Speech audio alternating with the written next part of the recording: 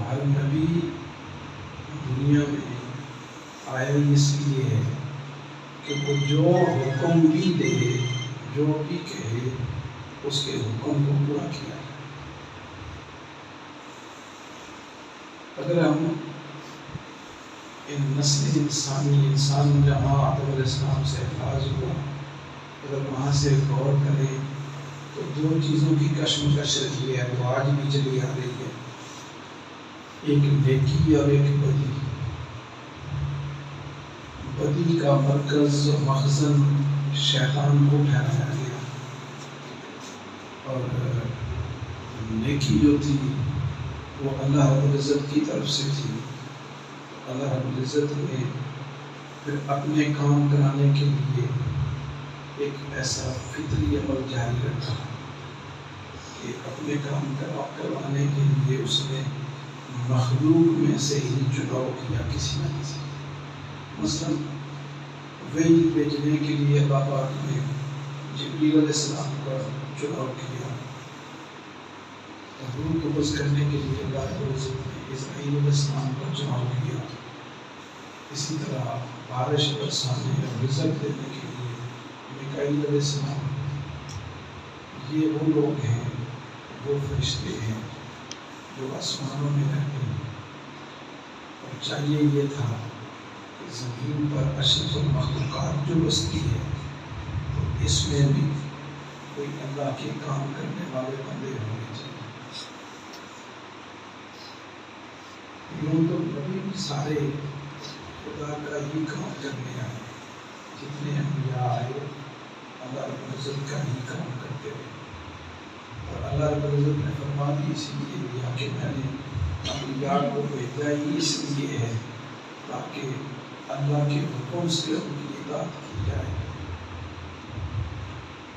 اس میں بہت ساری چیزیں نکلتی ہیں، ایک نہیں بہت ساری باتیں ہیں، یعنی یہ بات بھی انبیاء کے آنے میں شامل ہوگی کہ انبیاء جس کو اپنا ولی مقرر کریں اور کہیں کہ اس کی بات مانو، اور اس کی جو بات نہ مانے اللہ رب العزت اسے اپنا حکم عدولی قرار دیتا ہے کہ جو کوئی شخص میرے نبی کی بات نہ مانے وہ میرے حکم کی حکم عدولی۔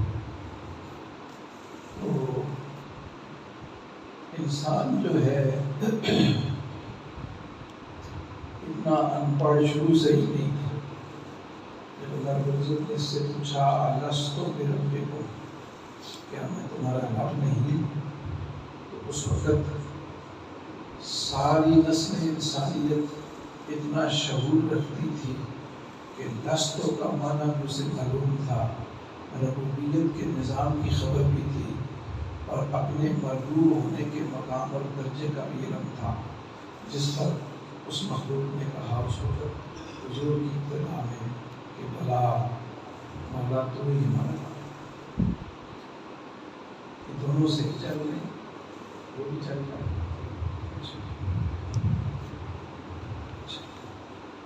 بہرحال تو کہنا یہ چاہتا ہوں کہ اللہ رب العزت اپنے نظام کو چلانے کے لیے اپنے بندوں کا انتخاب کیا کرتا ہے، کوئی اسے مانے نہ مانے اللہ رب العزت مانتا ہے اسے، اور جسے خدا مانے اس کی زمین میں اسے اپنے اختیارات بھی دیتا ہے۔ یہ تو آپ سنتے رہتے ہیں کہ انبیاء سے، آپ لوگوں نے مختلف علماء سے سنا کہ آقا علیہ السلام جب اپنی والدہ مکہ کے وطن انور میں تھے تو انبیاء آتے تھے، آدم علیہ السلام آئے اور آ کر حضرت بی بی آمنہ سے انہوں نے سلام کیا اور کہنے لگے آمنہ مبارک ہو تو انبیاء کے سردار کی ماں بننے والی۔ سبحان اللہ، مشہور بات ہے۔ پھر مختلف انبیاء آ کر اپنا تعارف کراتے اور کہتے ہیں آمنہ میں نور نجی اللہ ہوں، تجھے مبارک دینے آیا ہوں کہ تو انبیاء کے سردار کی ماں بننے والی۔ مشہور آپ نے سنی ہوگی، آپ بھی سناتے ہیں، میلاد کا مہینہ اگلے مہینے آئے گا پھر سنائیں گے، تاکہ قوم نئی نئی پیدا ہوتی رہتی ہے، باتیں پرانی ہیں تاکہ نئی نسل میں وہ چیز پیدا کرتی ہے، تو اسی طرح ہی چلتا ہے۔ ہو سکتا ہے یہ بات کسی نے سنی ہو کسی نے نہ سنی ہو کہ جب حضور سیدنا غوث اعظم جیلانی رحمۃ اللہ علیہ اپنی والدہ کے بطن انور میں پیٹ میں منتقل ہوئے تو خود تاجدار کائنات تشریف لائے، سبحان اللہ، اور آ کر تاجدار کائنات نے آپ کی والدہ حضور غوث پاک کی والدہ کا نام بھی فاطمہ ہے۔ اور یہ میں پچھلی دفعہ شاید بتا بھی چکا ہوں کہ کائنات کی ساری ہسٹری میں اگر ہم غور کریں تو صرف 2 شخصیتیں ایسی ہیں کہ جن کی پیدائش کا سبب سیب بنا ہے، سیب۔ یعنی آقا علیہ السلام نے فرمایا کہ میں جنت میں سیر کی تو مجھے جبریل امین نے ایک سیب توڑ کر لا کر دیا، تو میں نے پوچھا جبریل یہ کیا ہے؟ آقا علیہ السلام نے پوچھا، جبریل امین نے عرض کی یا رسول اللہ صلی اللہ علیہ وسلم اسے آپ کھا لیں۔ حضور نے فرمایا جب میں نے اس سیب کو توڑا اس کے درمیان سے فاطمہ کا نور نکلا، سبحان اللہ۔ تو جبریل امین نے مجھے خوشخبری سنائی آپ یہ سیب کھا لیں۔ اس سیب میں نے کھایا، آقا فرماتے ہیں اس سیب کی برکت سے اللہ نے مجھے میری بیٹی فاطمہ عطا کی، سبحان اللہ۔ یہ تو آپ سنتے رہتے ہیں۔ اور دوسری طرف یہ بھی ایک بات مشہور ہے، آپ سمجھتے ہیں کہ حضرت عبداللہ سومی کے باغ کا سیب دریا میں بہتا ہوا آیا، حضور غوث پاک کے والد ماجد نے کھایا۔ جب وہ سیب انہوں نے کھایا تو اس سیب کے اثر سے حضور سیدنا غوث اعظم جیلانی پیدا ہوئے۔ یعنی ایک سیب وہ تھا جو جنت میں حضور نے کھایا تو فاطمہ پیدا ہوئی، وہ جنت کا پھل تھا، اور دوسرا سیب جو جنتی بندے کے باغ کا پھل تھا وہ کھانے سے حضور سیدنا غوث اعظم جیلانی پیدا ہوئے۔ تو جب حضرت سیدنا غوث اعظم جیلانی رحمۃ اللہ علیہ اپنی والدہ ماجدہ کے وطن انور میں گئے تو بڑی شخصیت تھی، ایک بڑے بندے نے تشریف لانا تھا، تو میرے آقا تاجدار کائنات خود تشریف لے گئے اور جا کر آپ کی والدہ فاطمہ سے کہا فاطمہ تجھے مبارک ہو، تو اولیاء کے سردار کی ماں بننے والی ہے، اور حضور سیدنا غوث اعظم جیلانی رحمۃ اللہ علیہ کو یہ مرتبہ بھی ملا، اللہ رب العزت نے عطا فرمایا کہ آپ ایک دفعہ ننگے پاؤں حاضر ہوئے مدینے۔ یہ وہ روایات ہوتی ہیں جو بہت کم لوگوں نے سنی۔ آپ ننگے پاؤں پیدل چل کر مدینے پہنچے، اپنے آقا کی بارگاہ میں بڑی محبت والے لوگ گزرے ہیں، انہیں مدینے والے کی قدر کا اندازہ ہے۔ ہم لوگوں کو اتنی خبر نہیں، اب تو کلمہ پڑھتے ہیں، مسلمان ہو جاتے ہیں، خوش ہو جاتے ہیں، انہوں نے اصل میں کلمے کی حقیقت کو پایا ہوتا ہے۔ تو حضور سیدنا غوث اعظم اولیاء کے سردار، آقا علیہ السلام کے محبوب، اور ایک ایسا وقت بھی تھا کہ آپ نے فرمایا، حضور غوث پاک نے فرمایا کہ میں جب پڑھنے سے فارغ ہوا تو میرے مشائخ میرے اساتذہ مجھ سے کہتے تھے عبدالقادر واز کیا کر تو تقریر کیوں نہیں کرتا؟ آپ فرماتے میں سن کے چپ ہو جاتا، پھر مجھے ادھر سے کوئی اپنا شیخ ملتا، وہ کہتا کوئی اپنا ٹیچر ملتا، کوئی استاد ملتا، وہ کہتا تقریر کرو، تقریر کیوں نہیں کرتے؟ تو میں چپ ہو جاتا۔ ایک دن میں بیٹھا ہوا انہی چیزوں کو سوچ رہا تھا کہ جو بھی آتا ہے مجھے کہتا ہے کوئی تقریر کر، میں ایسی سوکھی تقریر نہیں کرنا چاہتا جس میں اثر نہ ہو، میں جملہ وہ بولنا چاہتا ہوں جو جملہ بولوں تو جملہ اثر کرے گا، میں ایسی بات منہ سے نہیں نکالنا چاہتا جس کی تاثیر نہ ہو۔ علم تو میں نے حاصل کر لیا استادوں سے، اور میرے جتنے بھی اساتذہ ہیں انہوں نے علم دے دیا، زبان مجھے اللہ رب العزت نے عطا کر دی، اب تاثیر باقی ہے تو جب تک میری زبان میں میرے علم میں تاثیر پیدا نہ ہو میں کلام کیسے کروں؟ فرماتے ہیں یہ میں بیٹھا ہوا سوچ ہی رہا تھا کہ میں نے دیکھا کہ میرے نانا آقا دو جہاں سرکار دو عالم تشریف آ رہے ہیں اور ساتھ مولا علی شیر خدا بھی تھے، اور قریب آ کر میں نے اٹھ کے قدم بوسی کی اور میں نے پوچھا یا رسول اللہ آپ تشریف لائے ہیں، میرے لیے کتنی سعادت کا مقام ہے۔ اور مجھے فرماتے ہیں بیٹا اصل میں تو تاثیر چاہتا ہے کہ علم اساتذہ نے عطا کیا، زبان خدا نے عطا کر دی، اور تاثیر تو چاہتا ہے، تاثیر نہیں، ہم تمہیں تاثیر دینے آئے ہیں۔ منہ کھول، تیرے منہ میں 7 مرتبہ میرے آقا نے اپنا لہاب دہن ڈالا، تھوک ڈالا، 6 مرتبہ مولا علی شیر خدا نے ڈالا۔ فرمایا تاثیر اتنی ملے گی جس طرف رخ کرو گے، جو بات کرو گے، بڑے بڑے پہاڑ بھی نیچے رہ جائیں گے، تیری تاثیر اس سے زیادہ پڑ جائے گی۔ نعرہ تکبیر، اللہ اکبر، نعرہ رسالت، نعرہ حیدری، نعرہ غوثیہ، اعلان حضور بابا سرکار زندہ باد۔ پھر تاثیر ملی کہ آپ نے فرمایا وَقُلُّ حَدِيثٍ لَهُ قَدَمٌ بَعِيدٌ عَلَىٰ قَدَمِ النَّبِيِّ وَابْنِ الْكَمَالِ، میرا قدم ہر ولی کے قدم پر ہے، بے شک ہر ولی کسی نہ کسی نبی کے قدم پر ہوتا ہے، اور میرا قدم تاجدار کائنات کے قدم پر ہے۔ یہ پھر آپ کی تاثیر اتنی کہ آپ نے فرمایا اگر میں کسی مردے کو دیکھوں وَلَوْ أَلْقَيْتُ سِلْفِي فَوْقَ بَيْتٍ لَقَامَ بِقُدْرَةِ الْمَوْلَىٰ تَعَالَىٰ، اگر میں کسی مردے کو دیکھوں تو مردہ زندہ ہو کے کھڑا ہو کے میرے پیچھے چلتا ہے۔ یہ تاثیر ہوئی۔ حضرت باجزید بستامی رحمۃ اللہ علیہ حضور غوث پاک سے 209 یا ایک روایت میں آتا ہے 239 سال بعد میں پیدا ہوا ہے۔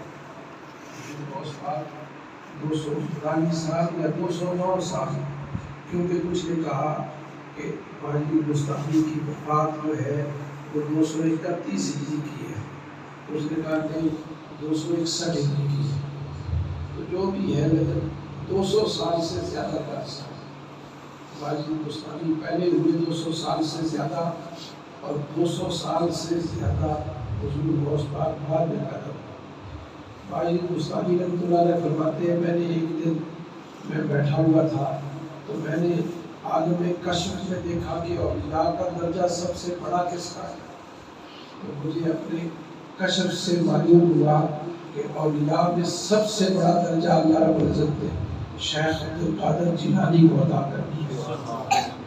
کہتے ہیں میں نے ہمت کی، میں نے بارگاہ الہی میں ہاتھ جوڑ کر سوال کیا، میں نے کہا مولا میرے اس سوال کو ایسا نہ سمجھا جائے کہ میں کوئی اعتراض کر رہا ہوں، میرا اعتراض نہیں، میں فقط اس لیے سوال کر رہا ہوں تاکہ میرے دل کو اطمینان مل جائے، اطمینان قلبی کے لیے۔ باری تعالیٰ یہ کرم فرما اور بتا کیا میں تیرے ساتھ عشق میں نے کم کیا ہے، میں تیری محبت میں اپنے آپ کو کھو نہیں بیٹھا، کیا میں محبت کم کرتا ہوں؟ اللہ رب العزت نے جواب دیا کہ باجزید تو واقعی ہمارا عاشق ہے۔ میں نے کہا کہ پھر میری محبت پر بھی کوئی بات کر دے، کیا میں محبت تھوڑی کرتا ہوں؟ اللہ رب العزت نے فرمایا اے باجزید تو مجھ سے بہت زیادہ محبت کرتا ہے۔ تو میں نے عرض کی میرے اطمینان قلبی کے لیے جواب دے دے، مجھے وہ درجہ کیوں نہیں ملا جو شیخ عبد القادر جیلانی کو مل گیا ہے؟ اللہ رب العزت نے فرمایا جواب دیا باجزید 1,00,000 کم و بیش 24,000 میں نے پیغمبر بھیجے اور سارے پیغمبر میرے عاشق ہیں، مجھ سے محبت کرتے ہیں، میں بھی ان سے محبت کرتا ہوں، پر تو جانتا ہے نا کہ محبوب صرف میرا ایک ہی ہے اور اس کا نام مصطفیٰ ہے، میں اس سے محبت کرتا ہوں۔ باجزید فرماتے ہیں میں نے جواب دیا ہاں باری تعالیٰ میں جانتا ہوں۔ اللہ رب العزت نے فرمایا باجزید تیرا مقام وہ کر دیتا، اس میں کوئی شک نہیں، لیکن وہ تیرا مقام تجھے فقط اس لیے نہیں ملا کہ میں محبت کرتا ہوں مصطفیٰ سے اور مصطفیٰ محبت کرتا ہے غوث الورا سے۔ میں غوث الورا سے محبت صرف اس لیے کرتا ہوں کہ وہ میرے محبوب کا محبوب ہے۔ جس سے میرا محبوب محبت کرے میں اس سے محبت کیوں نہ کروں، اس لیے میرا محبوب اس سے زیادہ محبت کرتا ہے۔ اپنے محبوب کو میں نے انبیاء کا سردار بنایا ہے اور اسے میں نے اولیاء کا سردار بنایا ہے۔ یہ حضرت باجی مستعمی رحمۃ اللہ علیہ فرماتے ہیں مجھے میرے رب نے عالم کشف میں یہ جواب دیا۔ حضور سید غوث اعظم جیلانی رحمۃ اللہ علیہ کا یہ سسٹم کشف ہو گیا۔ آخری بات کر دیتے ہیں، حضور سید غوث اعظم جیلانی رحمۃ اللہ علیہ ننگے پیر چل کے، آپ ننگے پیر چل کے مدینہ شریف حاضر ہوئے سرکار کی بارگاہ میں، اور جب سرکار کی بارگاہ سے واپس آ رہے تھے، حاضری لگانے کے بعد واپس تشریف لا رہے تھے، تو حضور سید غوث اعظم جیلانی رحمۃ اللہ علیہ نے راستے میں ایک شخص کو دیکھا جو ڈاکو تھا، چور تھا۔ حضور غوث پاک ننگے پیر تھے، آپ فرماتے ہیں میری نظر پڑی، میں مدینے سے واپس مدینے کی کیفیت میں سے آ رہا تھا، میرے اوپر بھی کیفیات مدینے کی طاری تھی، میرے اوپر ابھی تک غلبہ آقا نامدار کی رحمت کا طاری تھا۔ میری نگاہ اس ڈاکو پر پڑی جو راستے میں کھڑا ہی اس لیے تھا کہ آنے جانے والوں کو لوٹ لوں۔ اب وہ مجھے بھی لوٹنے کا ارادہ رکھتا تھا، اس نے چاہا کہ میں اسے لوٹوں، پر لوٹتا تو وہی کچھ لوٹتا تو اس کے لوٹنے کے مال میں وہی شے آنی تھی نا جو میرے جیب میں یا میرے پاس موجود ہوتی۔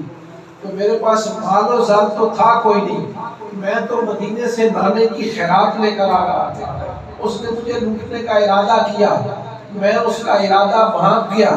میں نے دیکھا، جب اس کو توجہ سے دیکھا تو میرے دل نے چاہا مجھے لوٹنے والے مجھے لوٹ کر کوئی شخص چھوٹا موٹا ولی تو نہیں، بڑا ولی بن جاتا ہے، تو لوٹنے کی ہمت کر، میرے قریب آ، میرا مال مجھ سے لے، پھر لینے کے بعد اندازہ لگانا کہ وہ جو لوٹا ہوا مال ہے، باقی مال ختم ہو جاتے ہیں، یہ مال کبھی ختم نہیں ہوگا، اس لیے کہ یہ مال میں اب مدینے سے لے کر آ رہا ہوں۔ حضور غوث پاک فرماتے ہیں میں نے اس سے پوچھا تیرا نام کیا ہے؟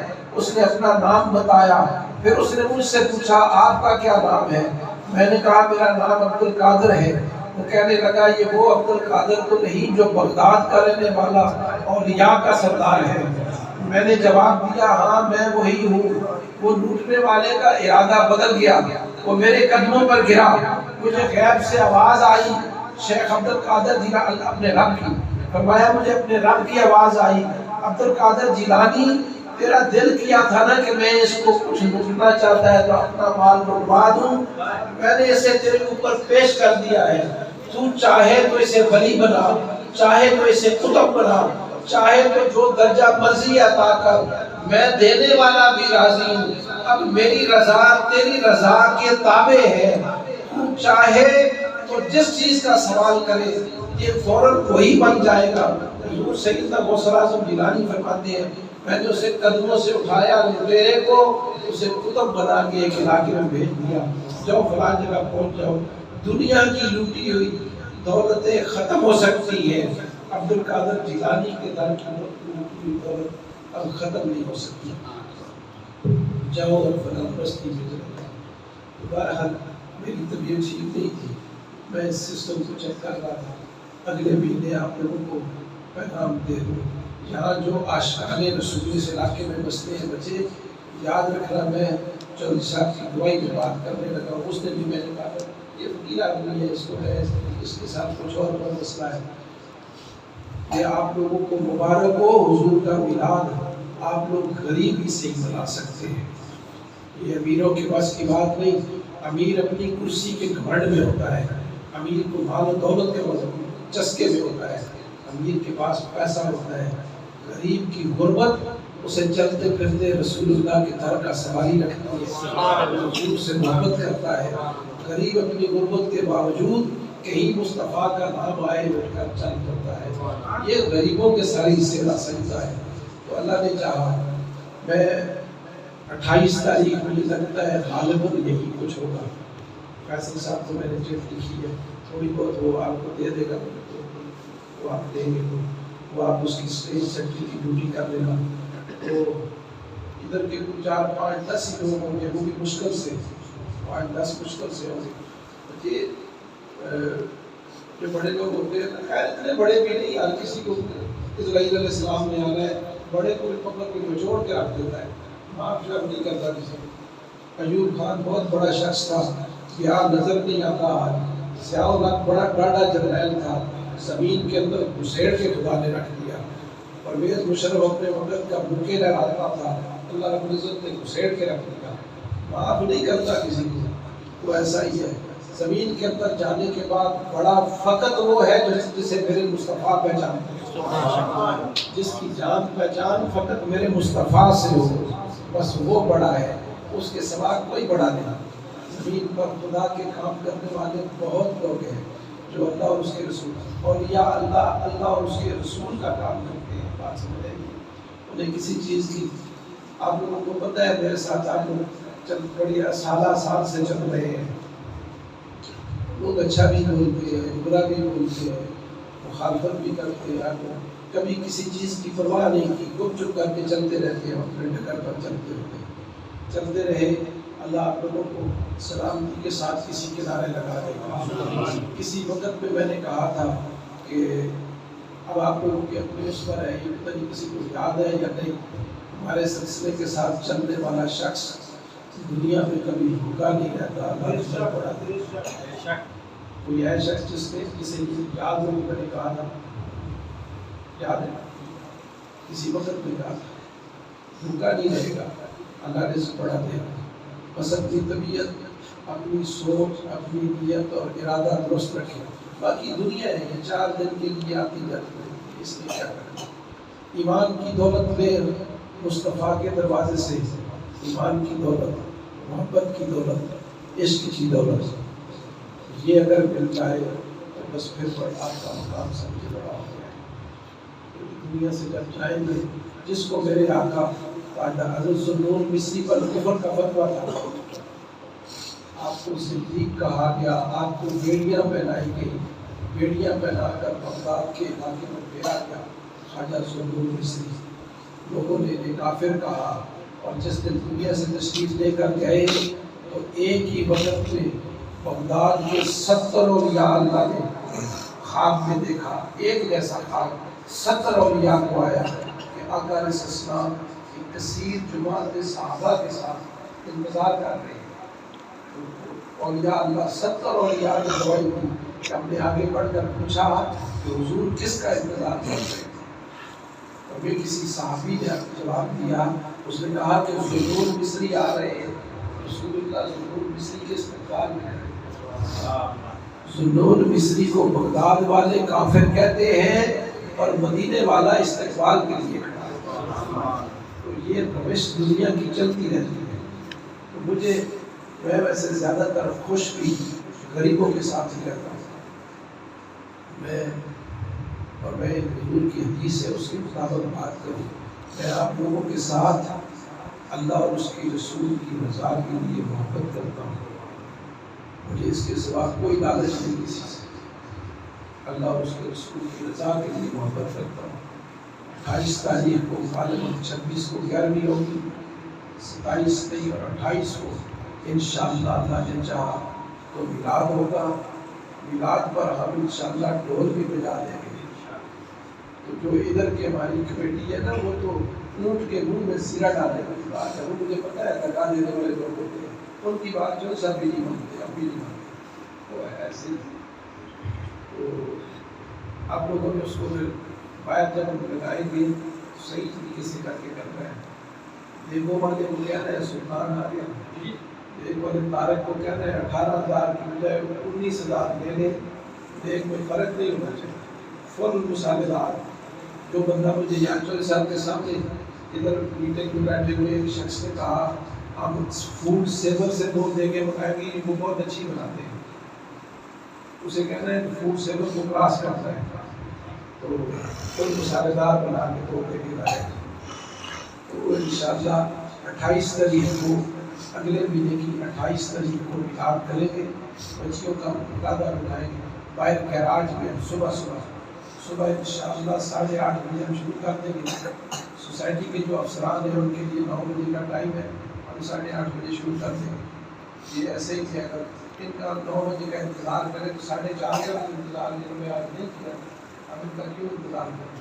تو انشاءاللہ یہ آخری ٹائم نہیں ہے، یہ ہو سکتا ہے یہ ٹائم میں اگلی 11 میں بدل جائے، کیونکہ اگلی جب 11 آئے گی تو میرا خیال ہے 26 ستمبر کو آئے گی اور یہ منگل کا دن ہوگا۔ تو منگل والے دن آپ لوگوں کو بتاؤں گا کہ میلاد نصف کر رہے ہیں، اس میں ہم کیک بنائیں گے، وہ ایک کیک جو ہے نا 5-6 پاؤنڈ کا ایک کیک کافی ہے، وہ اس لیے زیادہ نہیں اس لیے کر رہے ہیں، پہلے دوبارہ کیک بنا دیں، وہ اس لیے کر رہے ہیں کہ جب لنگر صاحب چاول کر دیے، ایک بندہ عمر فاروق ہے، اس نے کہا ہے کہ سردے کی دیکھ دیتا ہوگا، چلے آئے گا وقت آئے گا دیکھا جائے گا، نہ آئے گا کوئی مسئلہ نہیں، ہم اپنا چلائیں گے، چائے مجھے اچھی بنانا اس نے۔ اور یہ جو سسٹم ہے بائک بنانے والا جو شوکت ہے اور دو تین لوگ جو ہے نا وہ صبح 6 بجے پہنچ جانا چاہتے ہیں، جو کہ آپ لوگوں نے بائک کا نظام سارا لگا کے پھر صحیح کرنا ہے، ٹھیک ہے؟ تو یہ 28 تاریخ میلاد ہوگا۔ ڈھول والے کو کہہ دیا ڈھول والا بھی ہوگا انشاءاللہ۔ ڈھول جو ہے ایک علامت ہے خوشی کی، جہاں بھی بجے ادھر آپ بیٹھے ہوئے ہوں گی ڈھول بجنے کی آواز آئے تو آپ لوگ کیا سمجھیں گے؟ ذہن میں کیا خیال آتا ہے؟ کوئی مر گیا جنازہ جا رہا ہے، ذہن میں کیا خیال آتا ہے؟ اور کسی کی شادی ہے، کسی کا بیٹا پیدا ہوا ہے، یہ خوشی کا خیال آتا ہے، یہ ایک خوشی کی علامت ہے، اس لیے ڈھول جو ہے وہ خوشی کی علامت کے طور پر بنائے گا۔ آقا علیہ السلام تشریف لائے ہیں اس پر خوشی، اور جو ہر سال ہم کرتے ہیں، پہلے وہ کرتے تھا کہ لال قمیضیں نہ پہننا، اس دفعہ معافی دے دیتے ہیں، اس علاقے کے ذرا روٹین دیکھتے ہیں، پہلا میلاد ہے تو دیکھتے ہیں کیا ہوتا ہے، لال قمیضیں جو ہے نا اس دفعہ بنائیں نہ پہننا، معافی ہوگی اس کی، اگلی دفعہ دیکھیں گے اپنی زندگی رہی۔ ہاں وہ نوٹ جو ہے نا وہ 10-10 روپے والے نئے نوٹ